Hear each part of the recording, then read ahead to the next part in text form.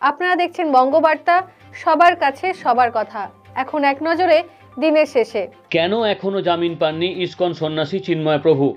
ঢাকা হাইকোর্টের প্রশ্ন। দিল্লি ভোটের আগের দিন সংসদে আক্রমণাত্মক মোদি, একযোগে আক্রমণ রাহুল কেজরিওয়ালকে। এবার ইউনূসের বাড়ি ঘেরাও করল বৈষম্য বিরোধী ছাত্ররা। রাতভর চলল তাণ্ডব। আরজিকর মামলা থেকে অব্যাহতি চাইলেন সন্দীপ ঘোষ। চার্জ গঠনের আগের দিন আদালতে আবেদন। ক্লাসরুমে ছাত্রের হাতে সিঁদুর পরা অধ্যাপিকা পাঠালেন পদত্যাগপত্র, গ্রহণ করল না বিশ্ববিদ্যালয় কর্তৃপক্ষ। ইতিহাস বিকৃত করার অভিযোগ, রাহুলের বিরুদ্ধে স্বাধিকার ভঙ্গের নোটিশ বিজেপির।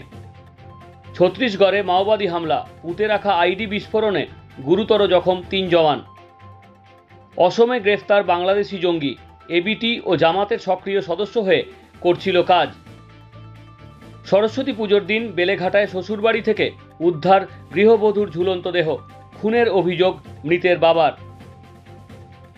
ট্রাফিক সিগন্যাল, ধর্মীয় স্থানসহ একাধিক জায়গায় করা যাবে না ভিক্ষা, নিষেধাজ্ঞা জারি ভোপালে। গাড়ি সরানো নিয়ে বিবাদের জের, আইনজীবীকে অস্ত্রের কোপ অবসরপ্রাপ্ত শিক্ষকের। বাঁকুড়ার ছাতনায় আদিবাসী কিশোরীকে খুনের কথা পুলিশের কাছে স্বীকার অভিযুক্তের। 65 বছরের জনজাতি বৃদ্ধাকে মদ খাইয়ে ধর্ষণ, নির্যাতনের জেরে গোসাবায় মৃত্যু নির্যাতিতার।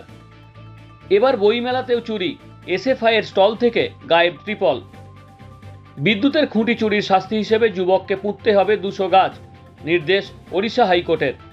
টি-20তে দুরন্ত খেলার পুরস্কার, ইংল্যান্ডের বিরুদ্ধে একদিনের সিরিজে ডাক পেলেন কেকেআর-এর বরুণ।